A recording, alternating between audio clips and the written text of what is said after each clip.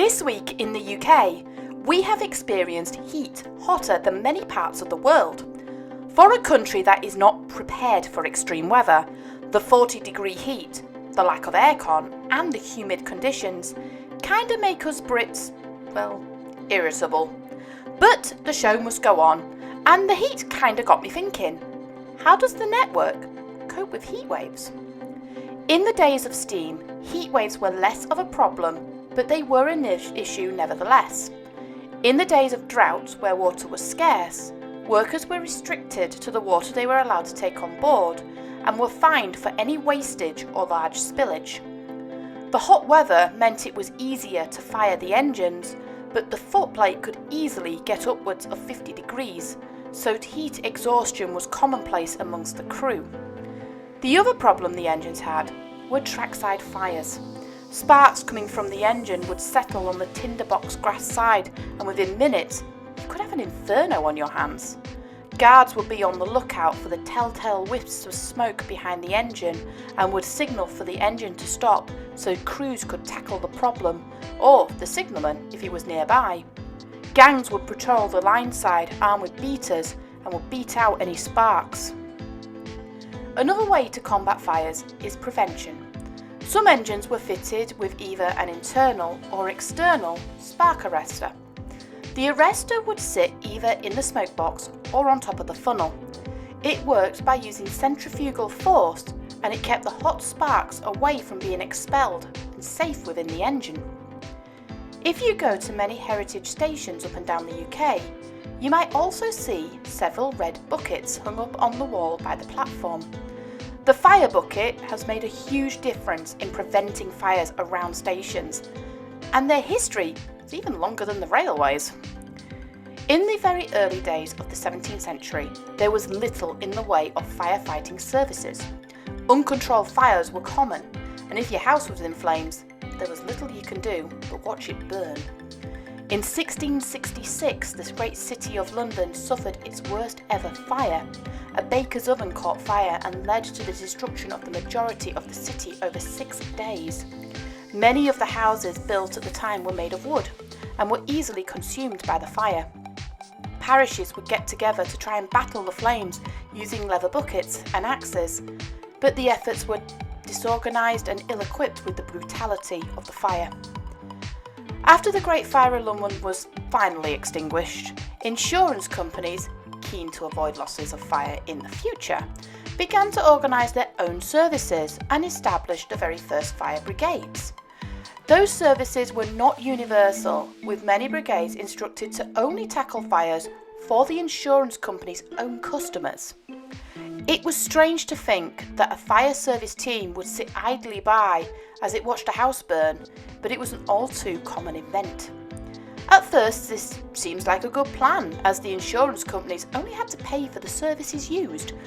However, when uncontrolled fires began to spread to properties that they were covering, then the insurers instructed the crews to help put out the fires on properties not belonging to them, obviously for a fee agreed later.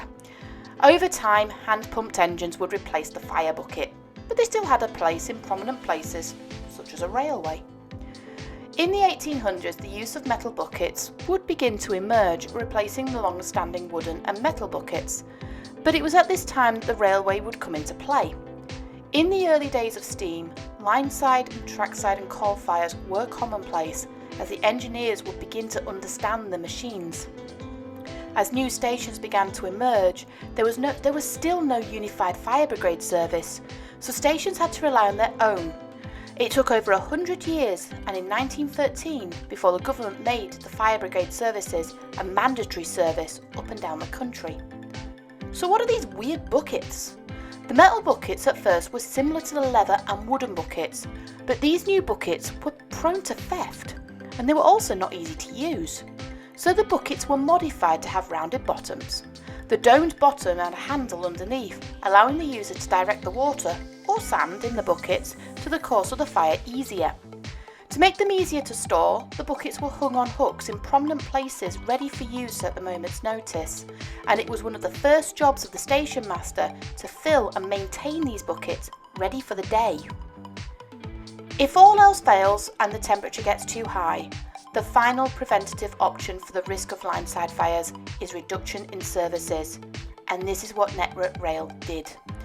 It was one of the few times that Network Rail banned all steam-hauled traction across its network, with many heritage lines also following suit. Many simply didn't run, while others gave a limited diesel service, which was much less risk. But a risk of fire and lack of water aren't the only risks the networks have in a heatwave. The infrastructure itself is also under pressure. Save for a few heritage lines, the majority of the UK network is run on continuous welded rail track. Prior to the installation of the continuous track, tracks were laid in panels 60 foot long. The tracks were separated by a gap, which allowed for the expansion of the tracks in hot weather. The tracks were bolted by a set of plates called fish plates, which kept the rail in place. The plates and the gaps would produce the familiar click-clack sound that many people would know of and associate with the UK tracks. But the plates and the gaps between the rails did have their drawbacks. The gap between the rails moved with the weight of the train and allowed water to penetrate under the sleepers and onto the track bed, causing erosion, and the bolts needed constant maintenance and care. It wasn't always foolproof either, and the rails were still susceptible to expansion, and if they expanded beyond the gap left, the rail would buckle. The solution was a continuous welded track. The track would require less maintenance, but in order to prevent buckling with thermal expansion, the tracks were laid in tension. The track is stretched and put under tension as it is laid and is welded so it forms one unbroken stretch. It provides a quiet, smoother ride and retains its alignment for longer. If it gets hot, the tracks expand, but because of the tension the track is already under, it has little effect. So why last week was all the trains south of Leeds cancelled? Well, the stress-free temperature of the tracks was tested, and the rail temperature would have to reach 59 degrees before the rails would buckle and the government would have to take a stand and impose restrictions. To reach 59 degrees on the rails, the temperature would have to be 41 degrees in the shade. The UK, for the first time ever, reached that point, so it meant for the majority of rail users, no trains were able to run safely.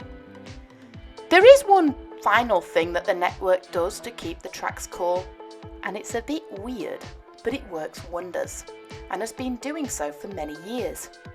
It's common knowledge that the colour white reflects heat, while the colour black absorbs heat. This is why it's better to wear light clothes in summer and darker in winter. The Network Rail's Extreme Weather Action Team drive out in force, marking key hotspots on points and on the fish plates that would be prone to buckling, and painting them white, also known as stressing. It sounds crazy and a waste of time, but the white paint is proven to lower the temperature as much as 10 degrees. It's a process that's been around for decades and proven to work time and time again. And the best part is once it's done, it lasts for quite a while. For many countries that experienced temperatures seen in the UK last week, 40-degree temperatures are commonplace. But the UK is simply not used to temperatures like what we experienced. For the majority, like myself included, we don't have the luxury of air conditioning in our homes, and our houses are designed to retain heat. Grass greens and fields full of crops that were pleasing to look at soon became tinder boxes with a single spark, setting fire to hectares of land, and for the network, adapting to these new extremes is becoming commonplace. I can only hope that the network can keep up with the demands of the heat in order to keep things running many years to come.